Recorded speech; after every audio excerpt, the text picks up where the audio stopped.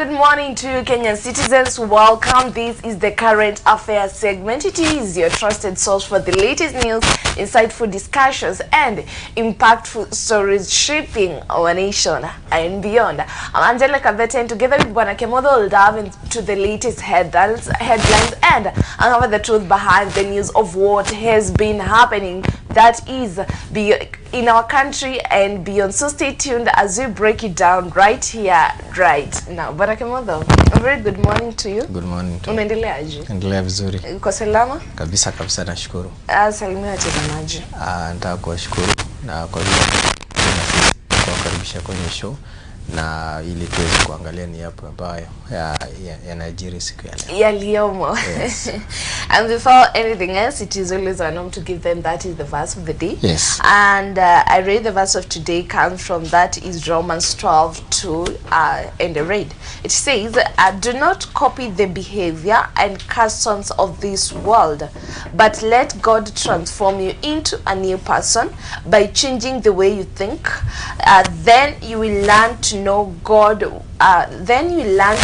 God's will for you, which is good and pleasing and perfect. You know, do not copy the behavior of this world. You know, in country you know, it is a call to resist for us human beings to adopting the behaviors of the secular world. Yes. You know, because the moment you get born again, there are Christian doctrines. You have to follow what the Bible says. You have to follow what God says. And that's why Nasema, let God transform you into a new person. It means that when you allow God to walk with you, the moment that you got born again, the moment that God started walking with you this journey, you know, He works on you. He transforms you. He builds a foundation on you as a human being. Alafu inaendelea into a new person by changing the way you think. What really changes the way you think? It's because you're filled with the Holy Spirit. So it guides you on what is right and what is wrong. Then we learn to know God's will for you. You know, as a human being you're living out there, do you really know your purpose? Do you know God's will into your life? You know, are you walking into what God has destined you to be? And that's why then we learn to know God's will for you, and it will help you to walk into your purpose. I love telling you, which is good, pleasing, and perfect. It means that God's will into our life is good, pleasing, and perfect. Yes. Yeah, you have anything to add on that? You know, the best thing in the New Testament, the word is very short and very clear. And now to this word, in fact ukiangalia pale ambayo inasema do not copy. Do not copy. So it's just very simple. So just believe in yourself, because when you believe in yourself, that's when now God let God transform you into a new person by changing the way you think. It means that the way we think might be our limitation, you know, to so many things. So the only thing that you can do is just to allow God to help you, and because you know, he is our creator. He is the one who knows each and every person.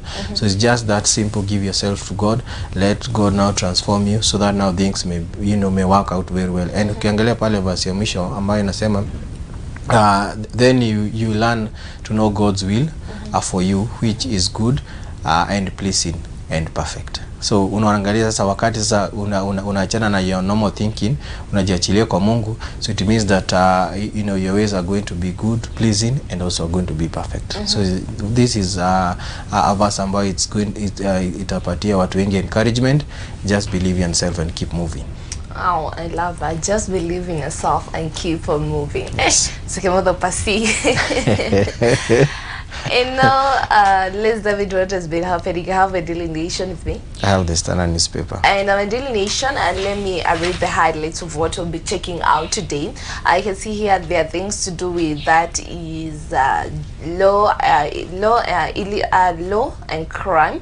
Kuna mambo ya police hapa. I can see police cover up. Then there's another story, things to do with that is marriage. Mr. Kimotho, they're saying those who have been cohabiting sasa watakuwa assumed now it is a marriage. Okay. Yeah. And then kuna things to do with the economy itself. I can see they say rising levies erode employees pay slip as we count the 1,000. Hiyo bado iko kwa the 1,000 days that the president amekuwa. Okay. You know, since Monday, that is what we've been talking about. Yeah. Those are some of the things that we'll be checking on the Daily Nation today. What about you? What do you have there? I can also see the issue of insecurity. Pia kuna issue moja pia naona pale ya mwanamuziki mmoja pale. Also can see a bit of education here, na pia mambo ya budget naona hapa ya spending, vile tuna spend, na pia naona mambo ya education. Yeah, hiyo ndio mambo naona imehighlightiwa. Okay. Yes. And now on the Daily Nation, Mr. Kimotho, things to do with crime and law. I can see justice lawmakers warn IPOA against Shaudi investigation into teachers killing that is on Sunday. Another thing, police cover up. Execution authorities had attempted to blame Albert Ojwang for injuries that caused his death in their custody. But while his tormentors have succeeded in silencing the vocal teacher forever, and they could not hide the truth about the cause of his death, brutal torture, with the post-mortem examination finding he was murdered. His killers must now be brought to the book, and that story is in page 2. Let's check it out. Okay. And let me read what they're saying, because I can see even that is the former Prime Minister alinena kuhusu ile jambo, Mr. Kimotho. Okay. I can see here they're saying that murder, while police station officers have been interdicted, the DCI detectives who arrested him remain unknown. This is so weird. The people who arrested him hawajulikani aje, Mr. Kimotho. How?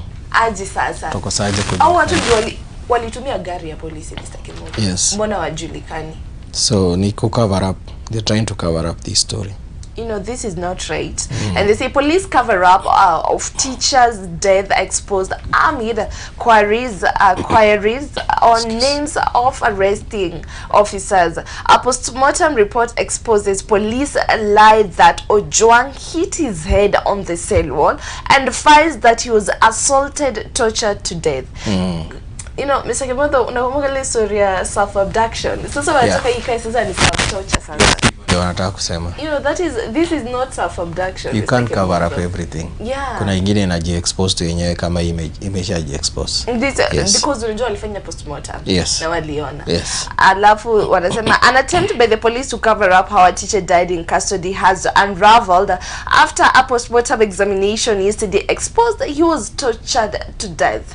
And the initial lie by the police that Albert Ojwang hit his head on the cell wall in attempt to weave a narrative of suicide collapse after pathologists found a gruesome injuries consistent with external assault. Ojwang had been arrested from his rural home in Homa Bay on Saturday following a complaint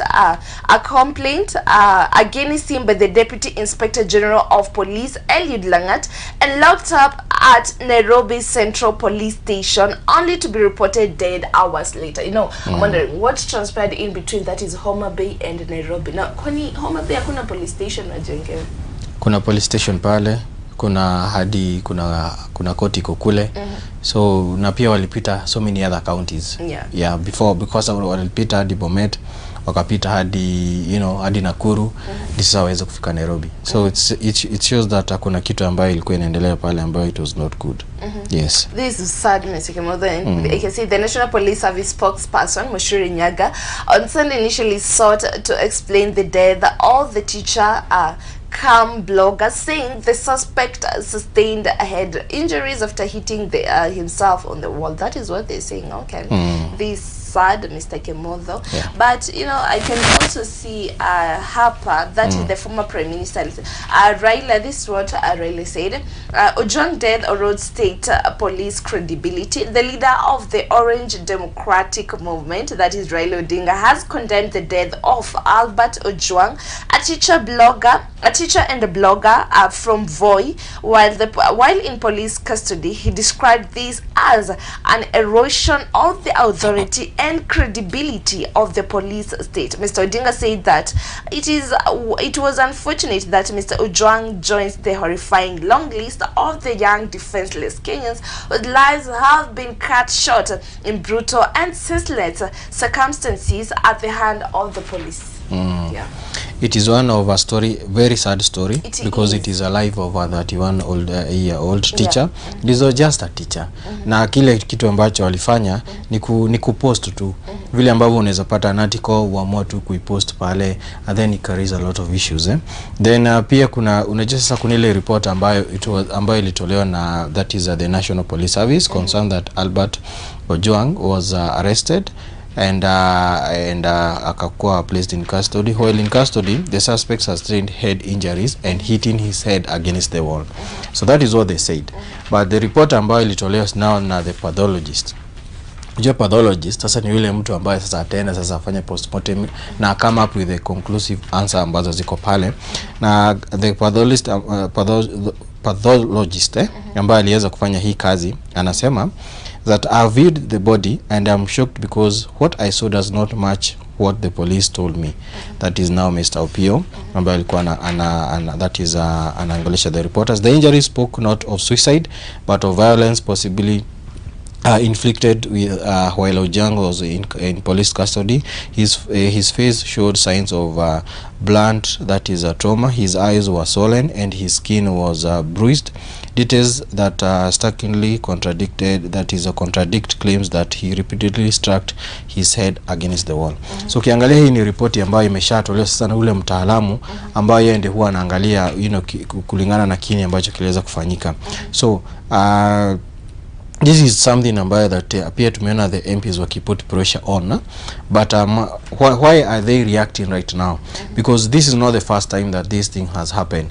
Ni mikakati gani tumekuwa tukiona that is our MPs, especially wale ambao kwa committee of ambayo inahusikana na security, wako wapi waki address this issue?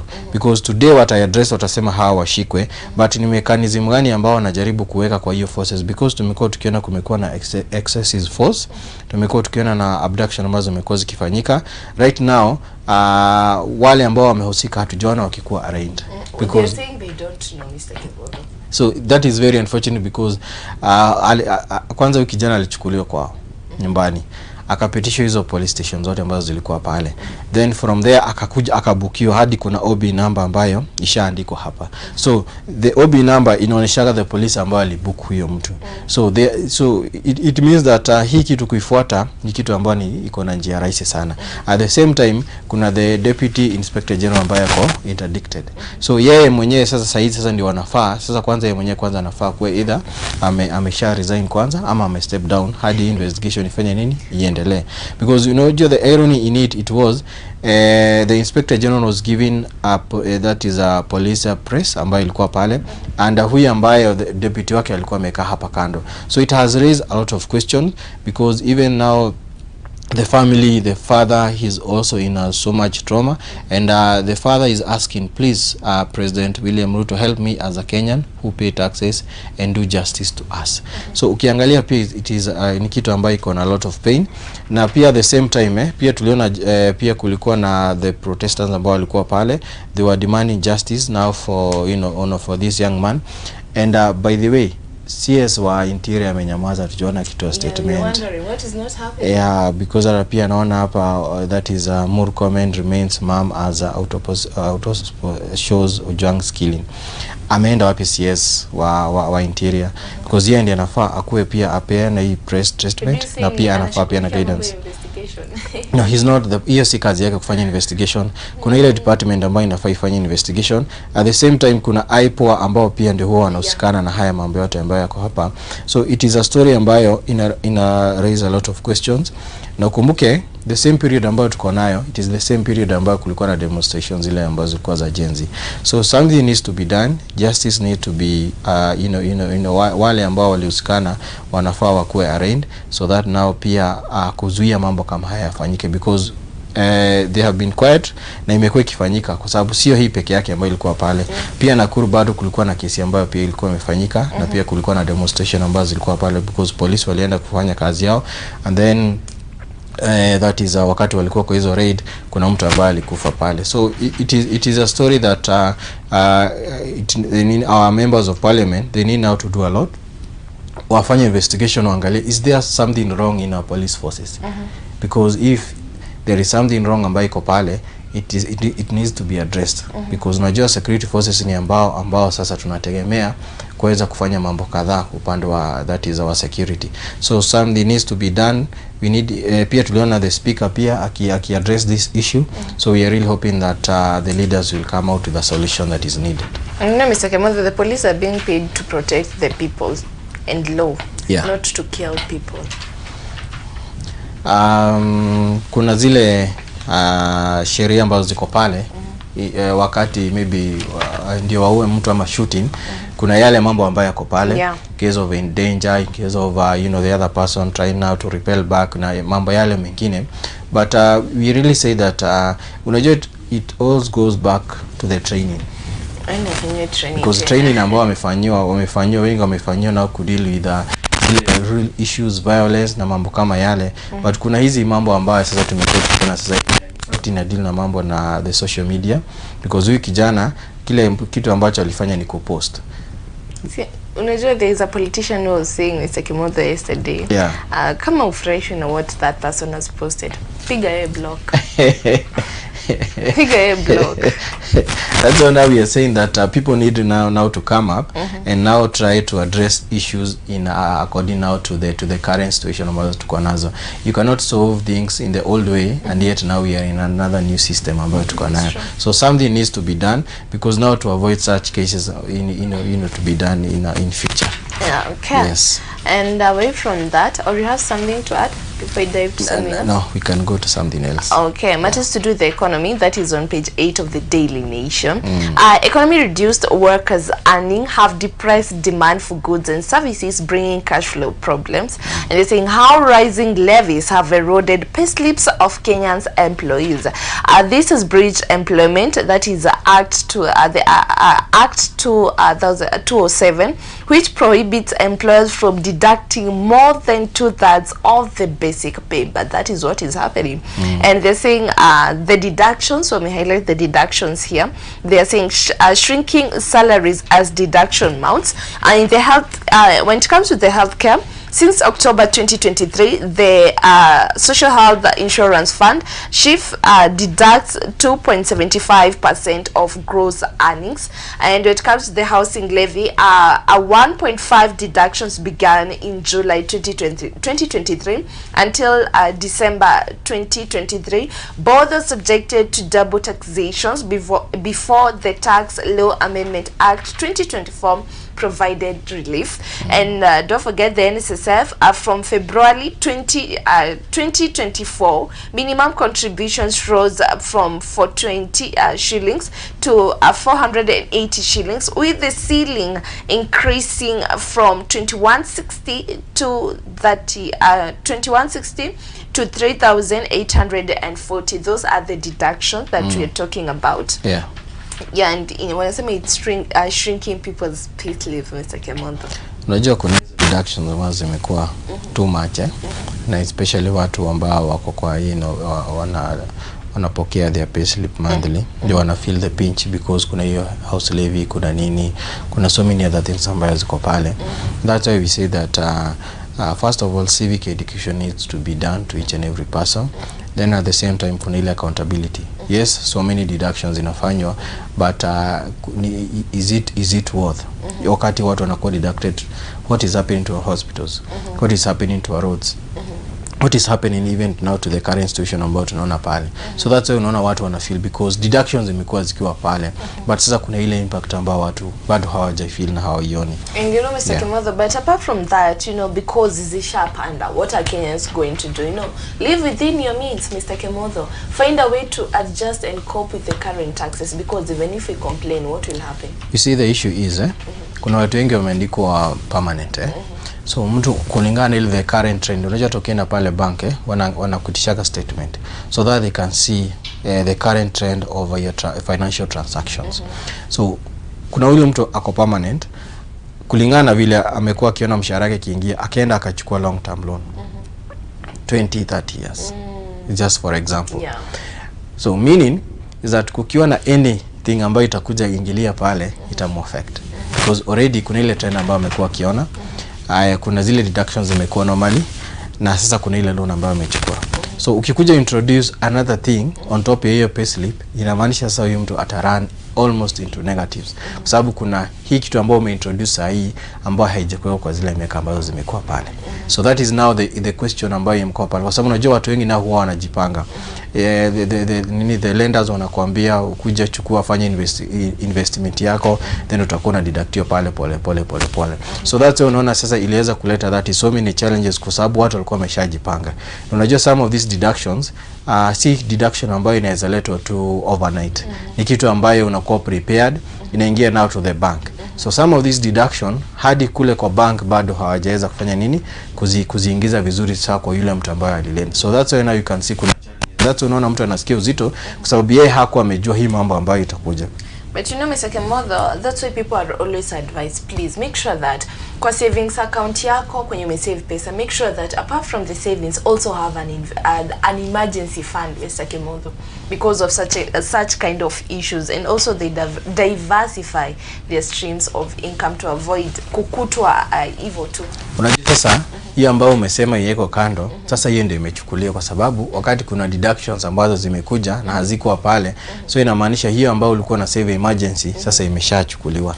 But you know, Mr. Kimotho, that's why you know, you as a person, you need to plan your money. Jua hii pesa inaenda kwa taxes, hii pesa ni ya saving, hii pesa ni emergency fund, so that you know watu waache kukutwa hivyo, because even if we complain, Mr. Kimotho, lazima maisha itaendelea. Yeah, lazima watoto wataenda shule. Kwenye unalipa hospitali, you must go to the hospital, you need that treatment. You just need to find a way to cope up and adjust. Yeah. Hakuna lingine. Hakuna lingine because you know things actually even you don't know what you're expecting for the finance bill, Mr. Kimotho. By the we really don't know what you're expecting. Since umesikia fununu huko nje inaweza songa, what are you doing? You know, we don't know what you're expecting. Sasa hii 4.2 then is that is on Monday, tukao tunasema inaweza songa yene mpaka 5. Yeah, because kuna I think 800 billion or something ambayo bado inajadilia how to do with it. Okay. Yes. Yeah, and that is matters to do with the national news, Mr. Kimotho. Yes. I can see Ruto's that is our president. Ruto's broken promises, youth demand still largely unmet. Isn't it promises that campaign, Mr. Kimotho? Nitawafanyia hii, nitawafanyia hii. And let me read what they say. President William Ruto has struggled to keep pace with the promises made to Kenyan youth following the anti-government protests that shook the country in June and July 2024. So there are promises that were made. Kwanza ile time the youths na the president walenda that is meeting X. Or meeting online. And they're saying that at an analysis of the commitments he made on July reveals that many remain unfulfilled, and one of the youth's key demands was an end to the harambees by political leaders in churches, arguing that politicians were misusing the pulpit to promote themselves and wasting public resources. That is one of the things. And in response, President Ruto announced the ban of public servants participating in church fundraisers, and directed the Attorney General to draft legislation to guide structured and transparent public contribution. But they saying no state officer and public servants shall participate in the public contribution henceforth. That is what the president says. But on March 9th this year, the president donated 20 million to the AAC Fellowship annex in Eldoret just a week after pledging the same amount at Jesus Winner Ministry in Nairobi. He also promised to rally friends to raise 100 million to complete the church, triggering protests from angry youths in Nairobi who accused him of violating his own directive. So it is his word against his word. Yes.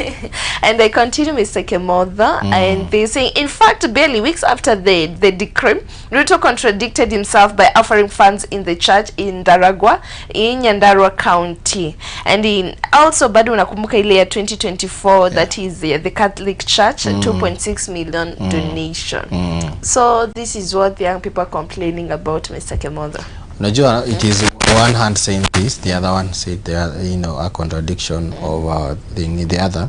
Ukumbuke yeye mwenyewe tu ndiye aliongea haya maneno, and especially now like what kulingana yale mambo yanafanyika kaa saa hizi, he gave an apology during ilikuwa the morning prayers ambao walikuwa nayo pale. He gave an apology, lakini now hiyo apology kuna vile ambayo haikuchukuliwa, because even if you apologize, kuna action ambazo zinafaa ziingie pale. So ukiangalia sasa kama sasa hii mambo ambayo inafanyika bado ya police killings, brutality bado inaendelea, na yeye mwenyewe hata wakati kulikuwa na ule mgeni president alikuwa hapa alikuwa ametutembelea, yeye mwenyewe alikuwa amesema haya mambo yote yataka stop. Yeah, sure. But ukiangalia kwa hiyo siku hadi saa hizi kuna mambo mengi ambayo yamefanyika. A lot of things have happening. So yeye mwenyewe ndiye alisema donation kwa churches, civil servants. Yeye mwenyewe ndiye alifanya nini, because he's also a civil servant. So yeye mwenyewe ndiye pia amevunja hiyo sheria. So how do you expect now pia wale juniors wako pale wafuate ile sheria ambao umesema tusifanye hii, wewe unafanya? So how do you expect them now also to follow the same thing? So that's unaona sasa kuna hiyo watu wanaangalia na watu wanasema nini hizo promises zenye ambazo walikuwa wamesema. So kuna hiyo mtazamo ambao uko pale. Yes. So the president should take note of what he said during campaign mpaka sahi. Ya kwanza saa hizi just sasa ni mambo ya kuimplement. I would wish maybe saa kama saa hizi anaweza more action, because more action is what is needed. Yes, more action is what, because he already kuongea ameshaongea. He has already a lot. No, watu wamesikia. Na watu take note. Especially hapo watu wa take note of so many things ambazo amesema. So what we should do now right now to take action to implement, and especially kama saa hizi, because kumbuke hii season ni season ambayo anafaa angalia sana, because kumbuke hata kumekuwa na discussion, so many discussion na mambo ya budget. Kuna reaction ambayo anafaa angalie. That's why tuko na that is the National Intelligence Service ya kupatiana information vile ambavyo iko. Kuna mambo ya finance bill already tushaanza kuona vile tension imeshaanza kukuja. Yeah, so already kuna killings kama hizi ambazo ziko pale, some demonstration hata zilikuwa zinafanyika jana na usiku somewhere in Nairobi na pia somewhere in Nakuru. So hiyo kitu inafaa muonesha kwamba zile vitu zenye zote nilikuwa nimesema, especially mahali alisema ya kwamba abductions zitastop. Alisema ya kwamba sasa tusameheane. Sasa hapo ndio watu pia wanaangalia. So afadhali afanye more action. Kuna watu walimsamehea Mr. Kimotho. Ndio kuna watu walimsamehea because he said zitaisha. Yeah, alisema zita na bado hazijaisha. So hapo ndio sasa kuna issue ambayo iko pale. So something needs to be done kwa zile projects ambazo kwa wamesema, kwa zile promises ambazo walikuwa wamesema, na pia kwa mambo ambayo yanaweza suluhishwa kama haya ya suluhishwa tu watu wakiona. Promises mingi mpaka mashine ya chapel ilikuwa part of the promises. Yeah. Na sijui maybe kwa budget pengine wanangojea hii budget ipitishwe, na mkikamu pengine the finance bill ikiwa na tashushi pengine hiyo mashine, we don't know kama itakuja ama haitakuja. But kuna watu walikuwa wanasema inunuliwe locally. Kuna watu walianza kuonesha ujuzi wao wa kutengeneza hiyo mashine. So we are really hoping that those promises, that's what we are saying is that afadhali kwanza afanye more into action. Yeah, what has been promising instead of promising more and more. Afadhali kwanza utimize yale ambayo ulikuwa umesema, because yale ambayo alikuwa amesema akiweza yatimiza saa hizi mambo yatakuwa mazuri sana. Okay, away from that you have something that? Yeah. Naona gazeti hapa page 3. That is kuna mwanamuziki mmoja. Mwanamuziki wamefikiwa ambaye anaitwa Samuel Mushoki. Is accused of absconding duties. Na huyu mwanamuziki he's also a police officer. Na recently that is alikuwa transferred, that is from Gilgil, na that is Nakuru County, na kaanza kupelekwa kule Baringo. kwa sababu yeye ni wale waskari wa anti-theft. So recently amekuwa kule US akiweza, that is kwa sababu yeye ni mwanamuziki, anatembea from one place to another. Na kumekuwa na issues especially because tumeona wanamuziki walikuwa wametembea kwa deputy president, ikaleta some issues. Na pia pia recently pia tuliona wakiweza kutembea kule State House, na tumekuwa tukiona kumekuwa hadi kwa sherehe mingi ama kwa events mingi kuna masaa inafika wanacheza nasikia siku hizi inaitwa anthem. Kuna anthem fulani ambayo inachezwa mahali. So na pia akajipata kwenye in between because yeye ni fanyikazi wa serikali, na ile anthem ambayo anaimba ni anthem ambayo inapigana na government. So akajipata kwenye Mr. Kimotho, do you know the anthem? Because I can see here they are violated, Mr. Kimotho. Yes. The controversy began on May 16th when a video went viral showing him performing at an undisclosed venue as revelers chanted one term slang for one term, a slogan used by the president William Ruto's political opponents ahead of the 2027 elections. The video alarmed the police leadership and reportedly triggered disciplinary action. Yes. So kuna issues ambayo imekuwa ikiendelea pale kwa social media kwa sababu bado wanasema bado hajaweza kureport kule kazini, na sasa inasemekana ya kwamba he risk now his job. But however, according now to the National Police Service spokesperson, that is Mushiri Nyaga, downplayed the matter, stating that the letter was not official. The letter is unofficial. So unajua sasa kuna haya mambo ambayo yanaendelea pale. Unajua sasa kwanza yeye ako in one of tricky department ya security. Na pia bado ni mwanamuziki. Na kuna kwa upande wa mwanamuziki, in fact amekuwa na amekuwa na fame sana, amekuwa amejulikana sana, amekuwa pia na wale wafuasi. Yes, he has the power to influence. That's unaona sasa amejipata kwenye in one corner ambayo Mr. Kimotho ni yako hapo kwa gazeti. Yes, na hiyo shati imeandikwa high cousins. Okay, high cousins, Yeah, ninaona kuna t-shirt na hapa unajua ako US, ako kule United States, na ndiye amevaa t-shirt ambayo imeandikwa high cousin iko pale. So ukiangalia sasa kuna ile, and that's unaona sasa unajua kuna freedom of speech. And that's why tumesema our nation watu wanafaa wafundishwe, kila mtu anafaa afundishwe the constitution vile ambavyo imesema, because even if you are in government kuna ile freedom of speech ambayo uko nayo. Haimaanishi ya kwamba ati lazima mambo yafanyike. It's just like for example kama turudi kwa siasa kidogo, kama kwa broad based government tunaona that is kuna upande wa ODM kwa government, kuna wengine kwa upande huu, kama that is the secretary general ODM, that is Edwin Sifuna, yeye anasimama na msimamo wake. So you cannot just go and start intimidate him kwa sababu ya mambo yake ambayo yako pale. So the same thing is that sasa hadi huyu amejipata kwenye in that tussle, because kuna wale wafuasi na huyu wafuasi wale ndio ambao wanampatia umaarufu. So now he has sometimes sasa inabidi sasa a dance now to the tune ya wale wafuasi wake ambao wanaimba huu wimbo. Sasa kama huu wimbo ambao anaona wameandika hapo wa cousins, kuna hii wimbo ambao pia naona ndio wimbo ya kazi. One time ambao watu wanaimba pale. Sasa yeye akiwa kama mwanamuziki, ikifika masaa fulani ambao watu walisha set, lazima afanye nini? Lazima ataimba. Na ni kuburudisha wale watu ambao wako pale. Na akiwa pale, yeye sasa akiwa pale ni mwanamuziki. Kwa sababu unajua sasa angekuwa akisema haya mambo yote akiwa in uniform, that could be another thing. Could be another thing. Yeah, so kuna hiyo mambo ambayo ninaona imeangaziwa hapa, na kwa sababu imekuja to the attention of the newspaper, watu tumesema to address. That is huyu kijana ambaye anaitwa Samuel Mushoki. Watu wengi wanamuita Samido. Kwa watu wenye mjui, najua tuwajezoea Samuel Mushoki. Wamezoea Samido kwa watu wenye mjui. Ndio huyo ameangazia. But si talent ni vizuri sana kwa watu kukuza talent, and especially sasa kama yeye na wanamuziki wale wengine, and people should not be misused. Na pia itakuwa jambo mzuri. That is wanapigania na wanasiasa upande huu, wengine wanafanyia mambo kama haya. And yet for example, kama kuna wakati tuko tumeona that is wanamuziki wakicomplain mambo ya copyright ambazo ziko pale, wanasema zile pesa ambazo wanafaa walipwe, kuna wengine walikuwa wanasema wamelipwa mtu amepata 500, 500, na wakiangalia muziki wao imevuma sana. So also something needs to be done.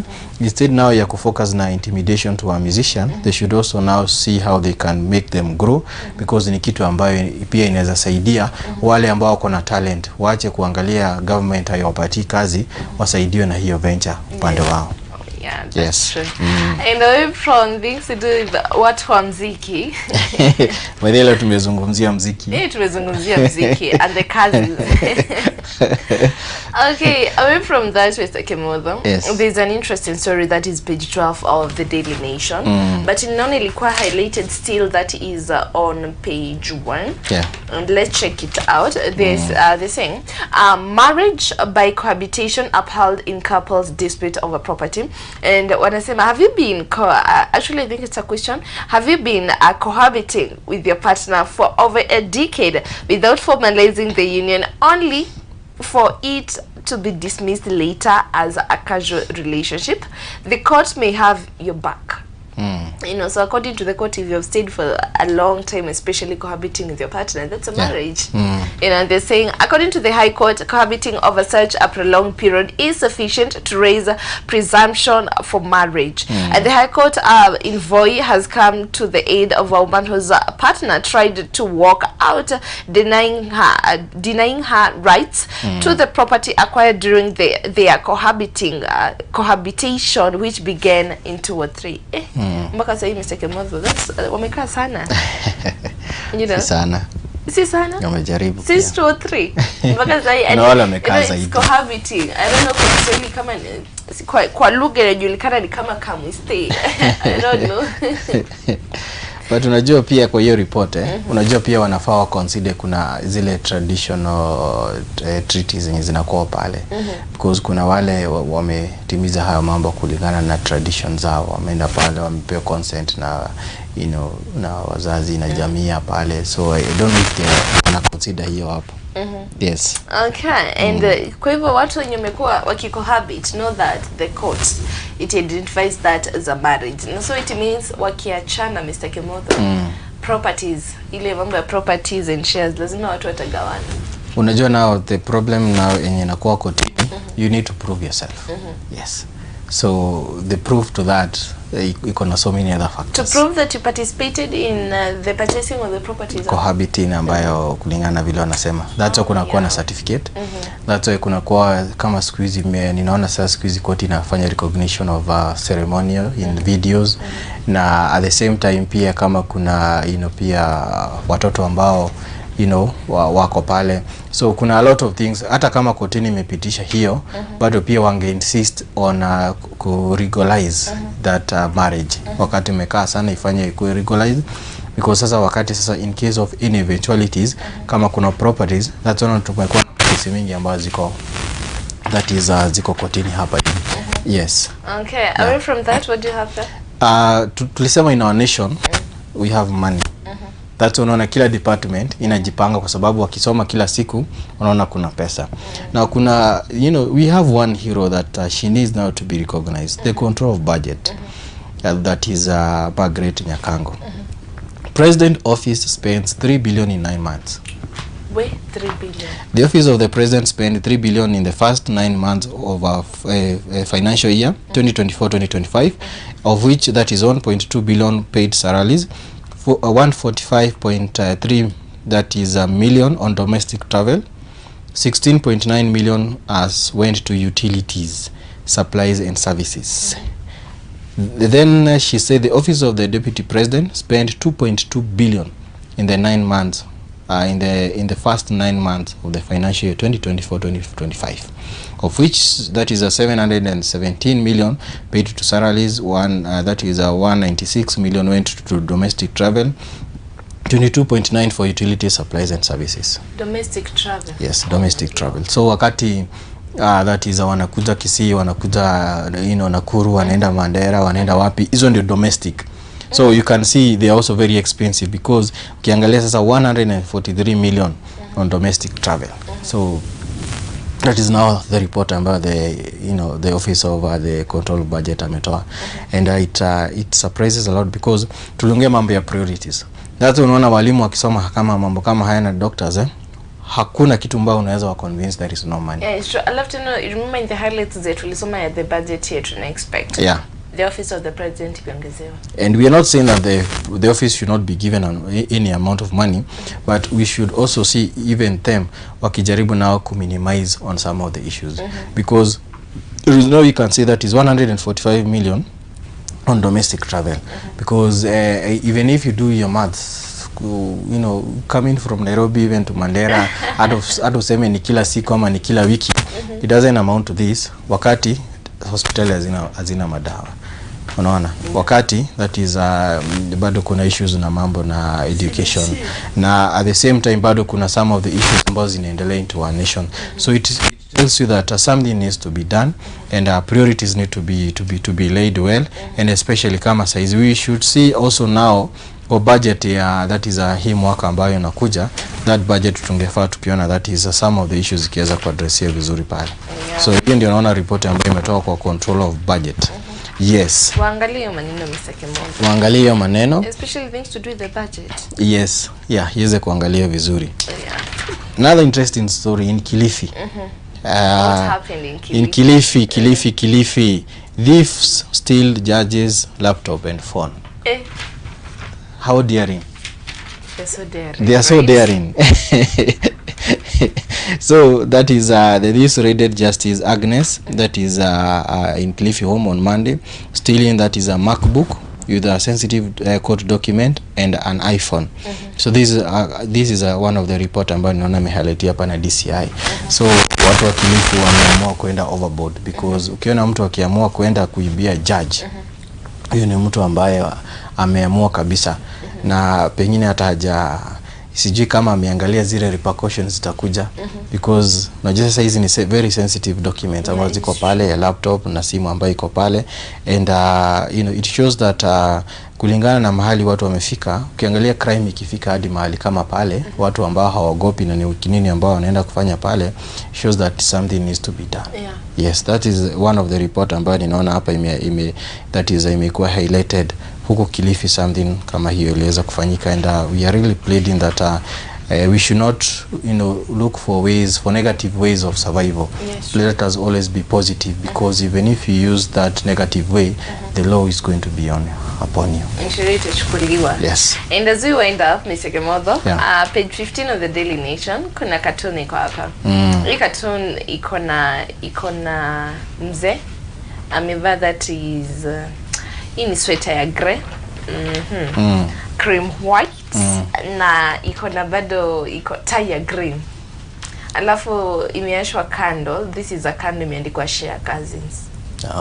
Yes.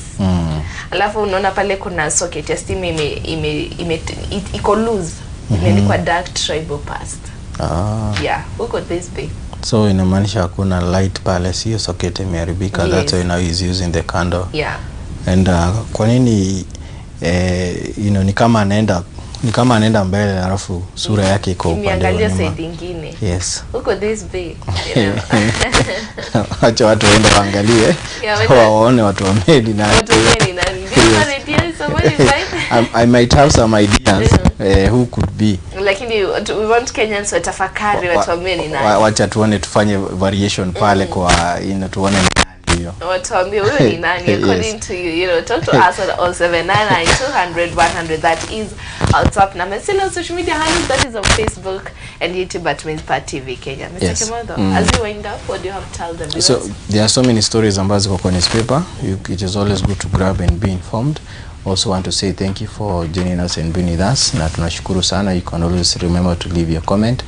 So at the same time tunataka pia kukumbusha na kuwakaribisha kwenye sonship ambayo tuko nayo huu mwezi.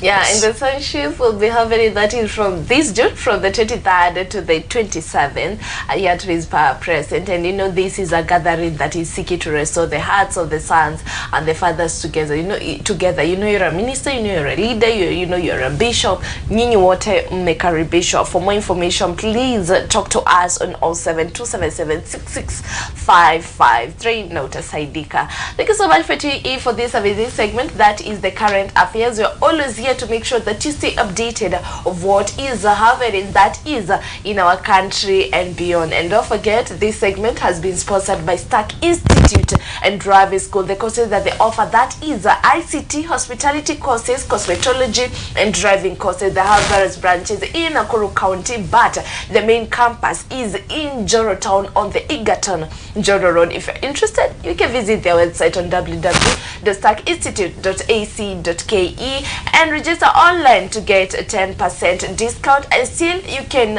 use the email that is info@starkinstitute.ac.ke. My name is Angela.